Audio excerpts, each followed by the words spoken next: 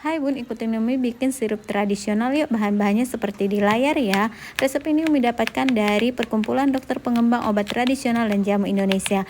Cara buatnya gampang aja, tinggal kita iris semua bahan-bahan yang ada ya Bun. Lalu bahannya ini kita masukkan ke wadah, kemudian kita kasih perasan jeruk nipis dan tambahkan madu sebanyak 60 ml. Setelah itu ramuan ini kita simpan di suhu ruang selama lebih kurang 8 jam. Setelah itu ramuannya kita saring dan sirupnya sudah bisa langsung kita kasih ke anak. Sirup ini dapat menurunkan demam dan pereda batuk pilek pada anak usia 1-12 tahun. Untuk lengkapnya cek di caption ya Bun.